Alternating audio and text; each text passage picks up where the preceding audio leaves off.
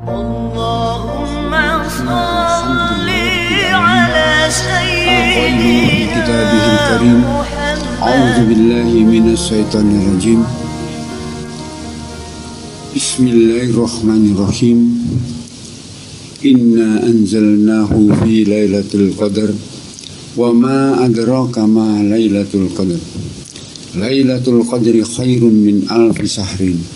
Tanazzalul malaikatu warruhu fiha biizni rabbihim min kulli amrin. Salamun ya hatta matlu'il fajar. La haula wala quwata illa billah, amma ba'du. Hadirin hadirat rahimakumullah.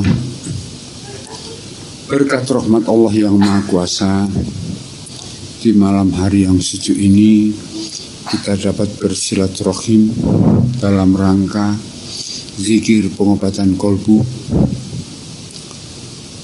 Yang kedua, berkat rahmat Allah yang Maha Kuasa pula kita dapat berkumpul di tempat ini, di Hotel Singgasana di Surabaya. Mudah-mudahan doa kita untuk hotel ini juga makin ramai, barokah, berkat kerjasama kita dengan pihak manajemen hotel. Berkat rahmat Allah yang Maha Kuasa pula kita dapat hadir di tempat ini dalam keadaan sehat jasmani dan sehat rohani. Mudah-mudahan Allah selalu memberikan kesehatan kepada kita dan keluarga. Yang keempat, salam dan sholawat kepada Rasulullah Muhammad SAW yang telah memberikan kita ajaran-ajarannya dalam menekuni ajaran Islam. Berkat rahmat Allah yang Maha Kuasa pula kita di sini mendapat pelajaran dari Mursyid Thariqah Siddiqiyah, ajaran Thariqah Siddiqiyah dari Syekh Mukhtarullah Al-Mujtaba selaku mursyid kita. Mudah-mudahan beliau diberi kesehatan dan umur yang panjang hingga masih dapat memberikan pelajaran-pelajaran kepada kita. Hadirin hadirat rahimakumullah, di dalam surat Al-Asr tadi mengandung makna satu malam berbanding dengan 1000 bulan.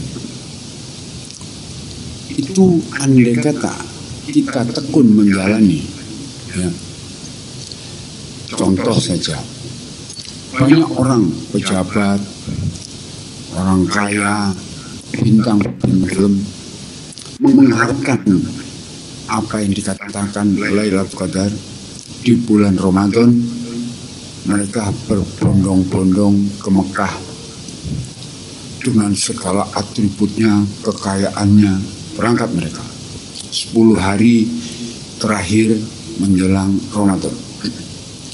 Mereka tekun, apa betul-betul tekun, apa tidak tahu. Tapi mereka mengharapkan adanya Lailatul Qadar diberikan kepada mereka yang hadir di Mekah pada 10 hari akhir Ramadan.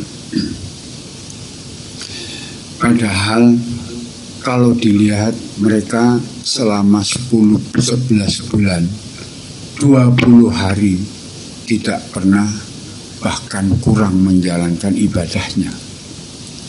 Yang bintang-bintang sudah hidup dalam kebebasan, yang pejabat-pejabat juga merasa ini negara miliknya, yang orang kaya pun kadang-kadang menghalalkan segala cara untuk mencapai satu kekayaan yang dia akan gunakan pergi ke Mekah pada akhir Ramadan.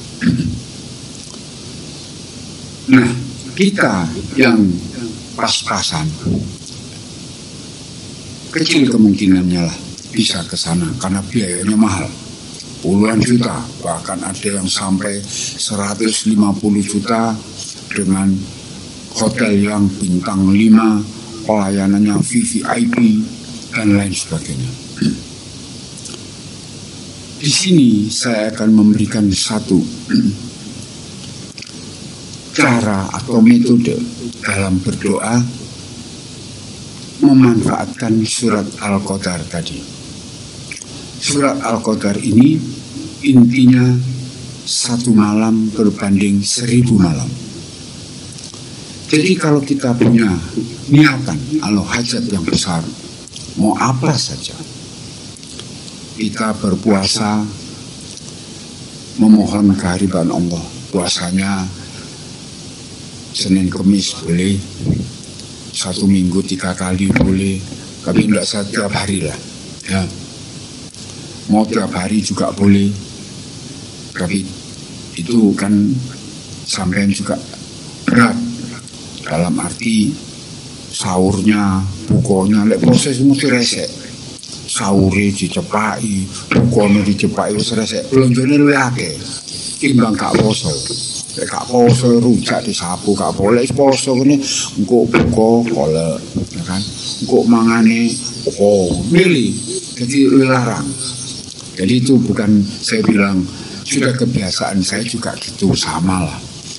Jadi kalau kita berpuasa memang berat cobaannya, yaitu tadi untuk menahan. Jadi kalau sahur kayak sego putih tak ambil uya wis gak kita sahur ae. Ngono kan. Tidak ambil kerupuk tambah wis gak usah seret kok iki mari mangan kerupuk. Jadi saya mendapatkan satu pelajaran dari mursyid waktu itu. Saya mempunyai satu usaha yang begitu besar, memerlukan satu bentuk doa yang khusus, di mana saya berharap saya mendapat uang yang banyak. Intinya kan ngono. Kalau cuma anak banyak wis kadek poso gak apa-apa gawe, lek duit akeh iki rada berat. Jadi memang harus kita busuk memohon kehadiran Allah. Nah, metode inilah yang saya akan sampaikan malam ini, di mana kita membaca Al-Qadar. Caranya pertama sholat hajat 2 rakaat.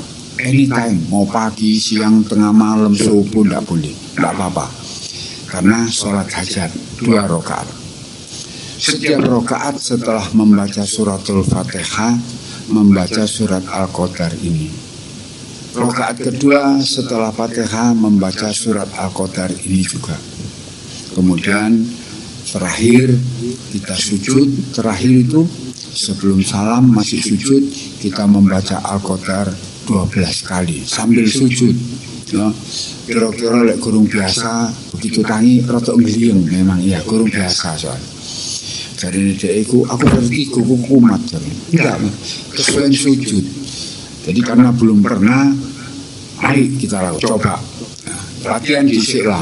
Ya. Kalau pola-pola akan sujud, terus hitung sampai 100 kan lumayan. Jadi setelah sujud terakhir membaca surat Al-Qadar ini 12 kali, baru duduk lagi, baru salam. Ya. Jadi sholat hajatnya 2 rakaat, kapanpun boleh. Mau pagi, siang, malam, sore, tengah malam boleh. Setiap rakaat yang pertama setelah suratul Fatihah membaca surat Al-Qadar. Demikian juga pada rakaat kedua setelah suratul Fatihah kita membaca surat Al-Qadar. Satu-satu kali aja ya. Terus diakhiri pada waktu sujud terakhir, jangan bangun dulu, membaca setelah doa sujud kita membaca surat Al-Qadar itu 12 kali.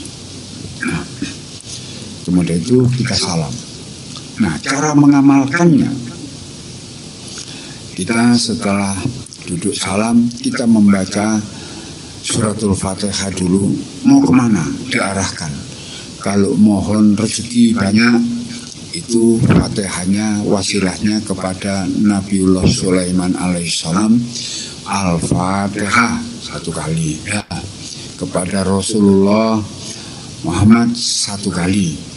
Kemudian kepada Mursyid Thariqah Siddiqah Syekh Mutarullah Al-Mujtaba Al-Fatihah 1 kali. 3 kali ya. Jadi wasilahnya itu 3 kali. Kemudian kita membaca surat Al-Qadar. Al-Qadar ini kita baca 12 kali. Selesai 12 kali kita membaca doa syukur. Subhanallah, alhamdulillah, astagfirullah. Juga 12 kali. Ya, itu satu paket.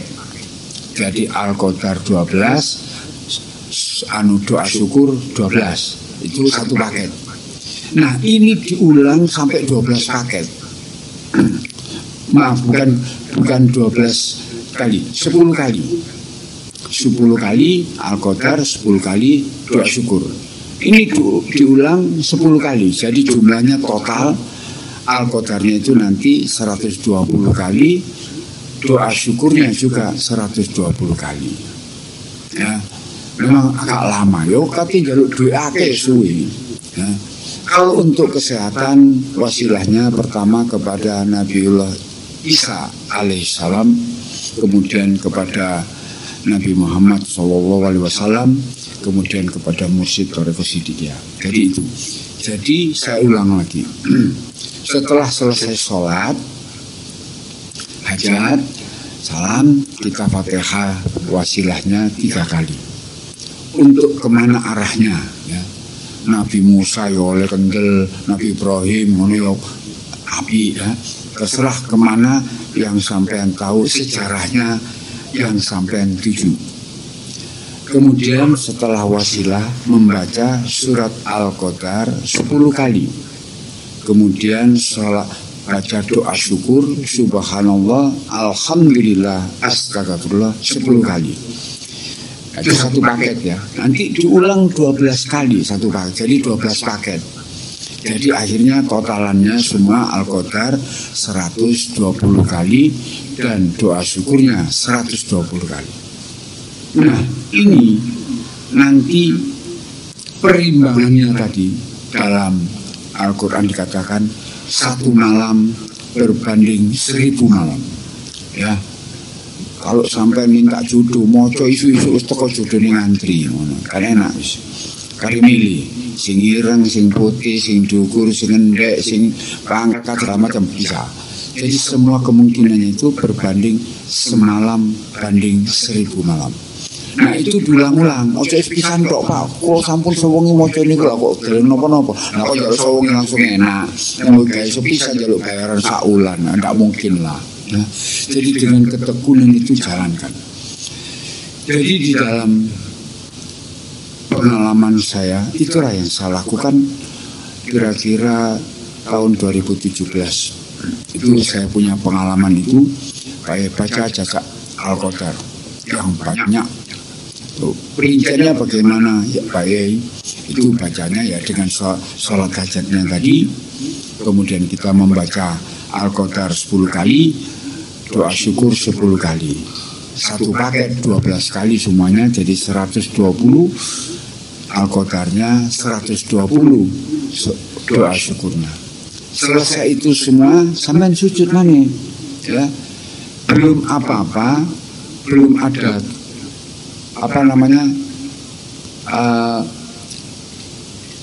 isyarah lah ya. Jadi belum ada apa-apa, kita sudah bersyukur dulu, sujud. Subhanallah, alhamdulillah, astagfirullah. Sambil sujud itu belum apa-apa sudah terima kasih kepada Allah. Nah, itu jumlahnya terserah sak kuati sujud. Ojo engko iki salano jarene ngelu. Jadi sak bareng sujud ngombe parame kae kira-kira ya. Tapi wis gak ngelu. Nah, itu jadi sujud alhamdulillah selesai. Ya kalau bisa selesaikan dalam 1 kali sholat hajat. Nanti misalnya malam habis sisa dilakoni mana? Ya boleh. Tahajud mari kono mana? Boleh. Sesering mungkin. Nah, amalannya itu tetap itu tadi ya. Jadi mudah-mudahan doa ini benar-benar diberikan kepada kita yang hadir malam ini bisa bermanfaat untuk kehidupan kita. Hadirin hadirat rahimakumullah. Di dalam kehidupan ini pasti ada pasang surut ya. Pasang surut itu air kadang-kadang banjir, kok ini musim banjir, kadang kemarau surut, naik lagi banjir lagi surut, itu artinya ngono. Ada panas, pasti ada dingin. Ada senang, pasti ada susah. Ada sehat, pasti ada sakit. Nah, itu semua pasangannya. Jadi kalau sampai sehat, itu wajib bersyukur setiap habis sholat. Alhamdulillah saya sehat hari ini, ya Allah, kemarin sehat, mudah-mudahan seterusnya sehat. Syukur ya. Habis sholat sujud syukur maneh. Jadi kalau ada teman saya itu ojo lali kon, mari sholat susune sing akeh. Susu apa Pak? Susu kale, susu kental, susu sapi. Sujud syukur dul. Jadi itu susu singkatannya. Ojo lali susu, sujud syukur. Perbanyak sujud syukurmu, insya Allah Allah akan memudahkan apa yang kamu inginkan. Nah, sujud syukur itu. Ingat kalimatnya susu ngono. Ojo susu kaleng buat kayak ngono ya. Nah, di dalam kehidupan pula kita mengalami sesuatu yang luar biasa, anggapan kita.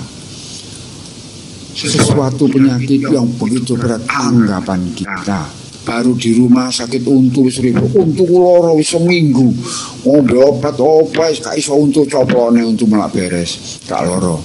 Tapi kita berkeluh kesah bila mana kita mendapat sakit. Tapi begitu sembuh ditata kayak es batu, apa itu gak ngurus untune loro. Lupa dia akan sakit giginya saja. Sakit gigi ini mempengaruhi saraf otak karena bagian kepala ya. Jadi serba gak iso mikir, gak iso mangan, gak iso turu, gak iso ngombe. Memang itu penyakit sakit gigi. Tapi lebih baik sakit gigi kata Omai Rama daripada sakit hati. Sakit hati pentolo minggatnya gak mari-mari. Minggat kemana kalau sakit hati itu pasti ke bawah. Nah Amerika, aku tak minggat Amerika. Dikira nokono senang, tetap susah. Namanya sakit hati. Tapi sakit hati ini bagaimana cara menyelesaikannya supaya kita bisa sehat kembali. Lalu sakit hatiku sholat kayak iso. Itu gak enak. Pernah ada satu hari ada murid Sidiga datang ke rumah. Datangnya sudah jam 9 malam di kafe. Assalamualaikum Pak Desa. Waalaikumsalam.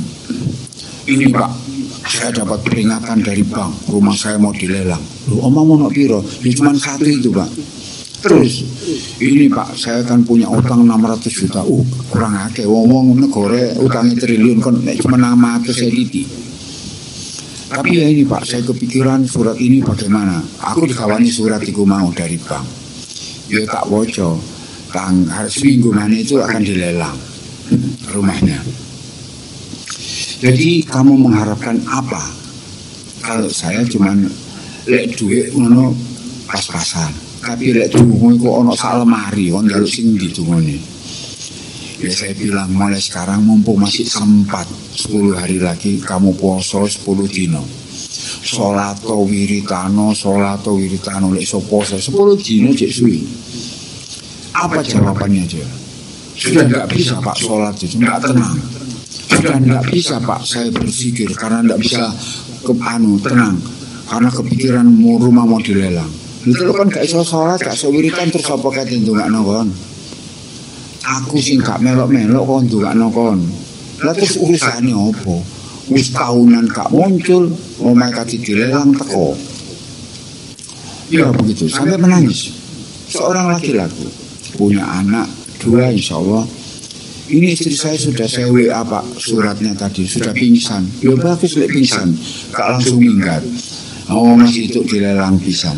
Kon dia apa duit? Buat apa uang sebanyak itu? Ya itulah yang dikatakan untuk perjuangan. Untuk perjuangan terus kon gak mangan itu untuk perjuangan bunuh diri jadi. Antara perjuangan dengan rezeki itu harus ada perimbangan. Jadi kalau bahasa mengatakan lebih besar pasak daripada tiang ya koniu. Pengeluarane 1.000 oleh 10.000 saben dina. Terus kon mangan apa? Bojomu cukup Pak delok blonjo. Meneh. Blonjo dik janji ini tok meneh gak blonjo tapi delok mangan terus nang omah. Nah, ini yang membuat dia bilang saya juga agak kecewa. Dia bilang saya sudah tidak bisa sholat Pak, tidak tenang, tidak khusyuk. Zikir juga tidak enak Pak, sudah tidak tenang. Terus mau apa? Kayak gini aja, saya kasih jalan supaya ada peluang untuk mundur lah, jangan sampai dilelang. Ya apa Pak caranya? Ya nggak surat. Surat apa Pak? Ya surat permohonan pengunduran waktu, restrukturisasi namanya sekarang, pengunduran karena mumpung corona ya enak ya oleh kon. Nggak bisa nulis saya Pak. Ngono tak tulis ya rasa segala kancamu jaremu akeh kon wis kancamu surat lah. Ditujukan kepada banknya satu, kepada OJK. OJK itu Otoritas Jasa Keuangan yang menangani uang-uang di bank seluruh Indonesia. Kemudian Bank Indonesia. Jadi buat 3 rangkep, 4 rangkep sama buat kamu arsip. Terus suratnya bunyinya apa Pak? Wis minggat tokon oleh takut aku mana? Kamu mengurusi wis ngantuk aku jam 10 gak mulai-mulai. Kalau kamu terus pulanglah dia. Tapi nangis saja. Terus saya aku kon ngancani kon aku ya ngantuk kate ngaji, mari ngaji ngantuk aku. Kebetulan saya baru pulang dari luar kota waktu itu. Malam di depan cangkruk jam 9 sampai jam 10 tidak mau pulang. Nah itulah orang yang sudah melupakan apa yang dialaminya kemarin, senang-senang duit kredit dintekno jari untuk perjuangan. Perjuangan bukan begitu.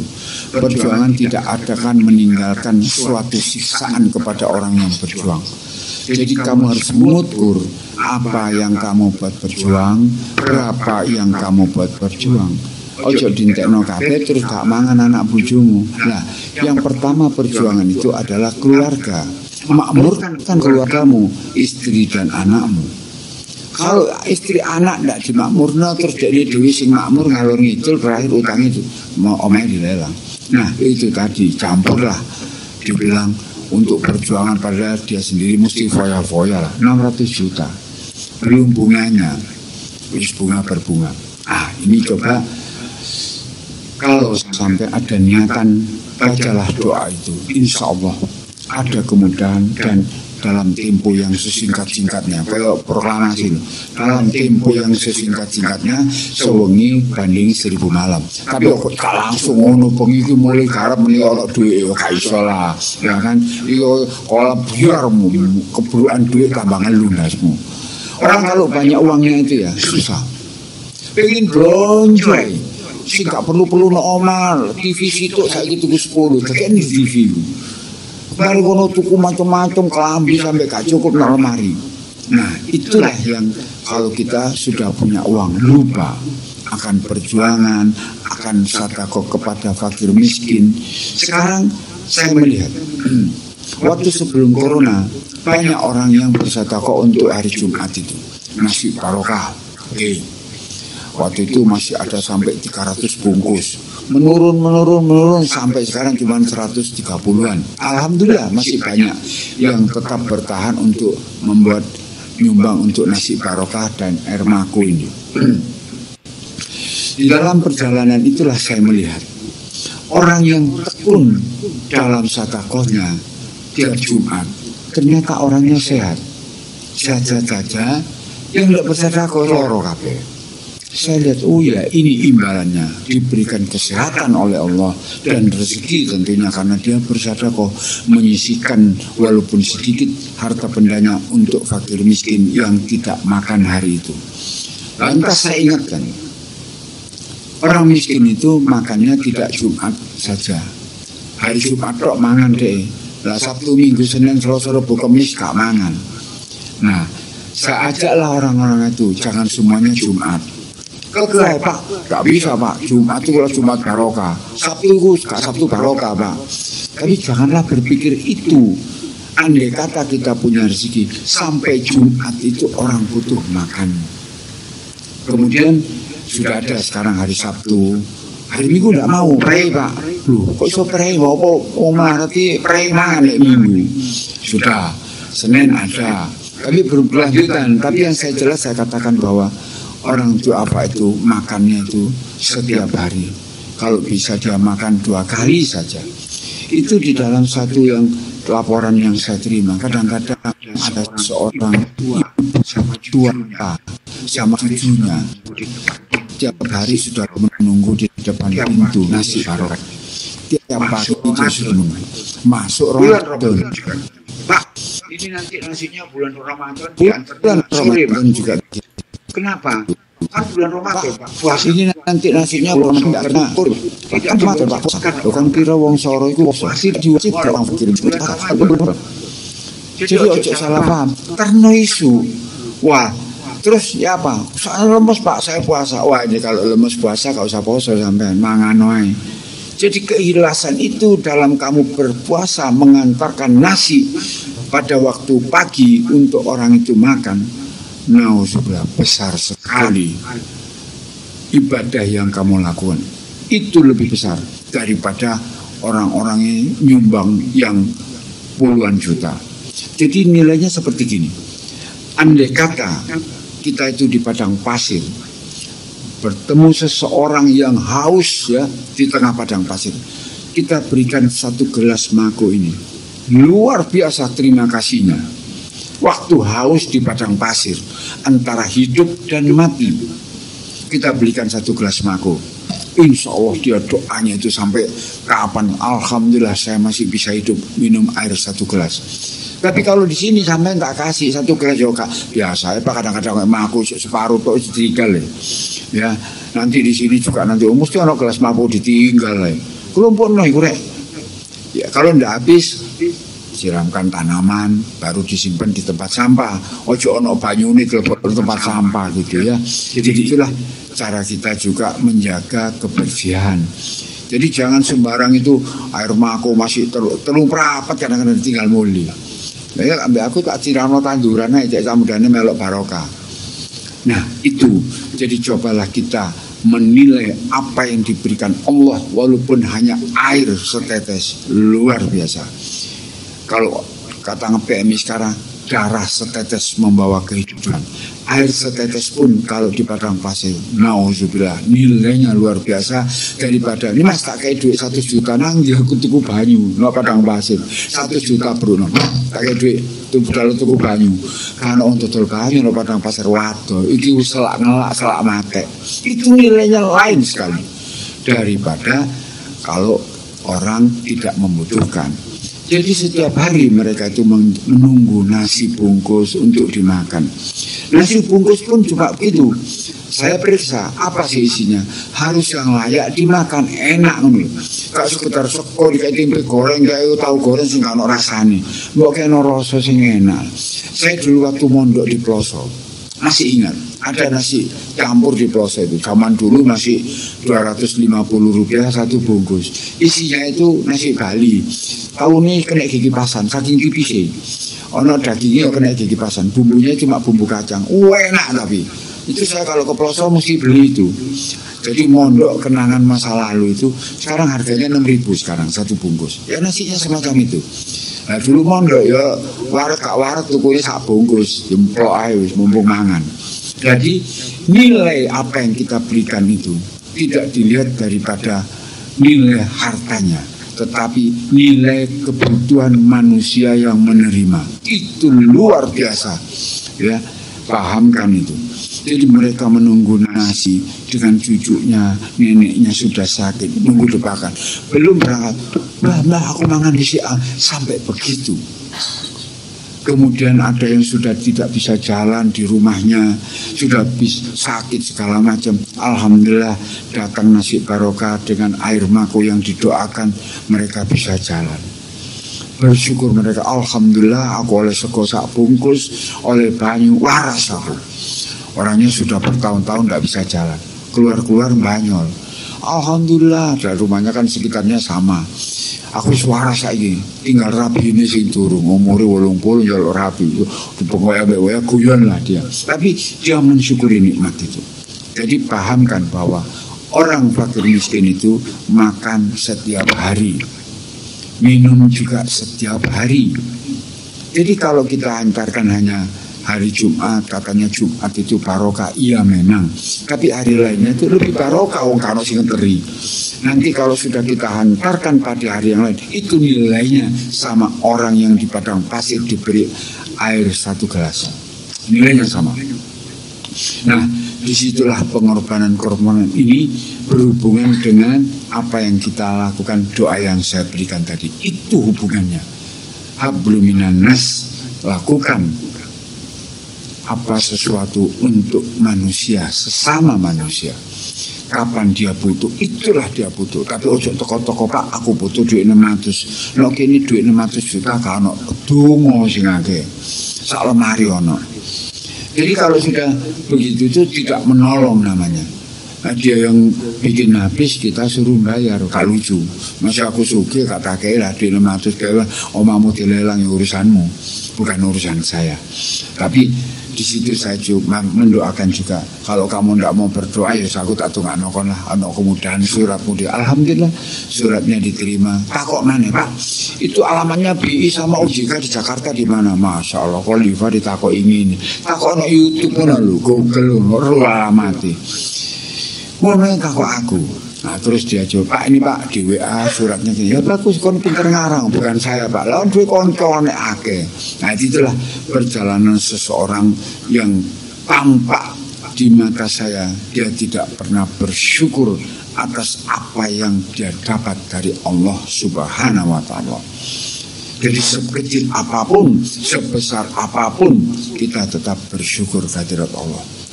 Buatkan mereka supaya orang miskin ini senang hidupnya, pas-pasan, bisa makan, gak poso, gak monde.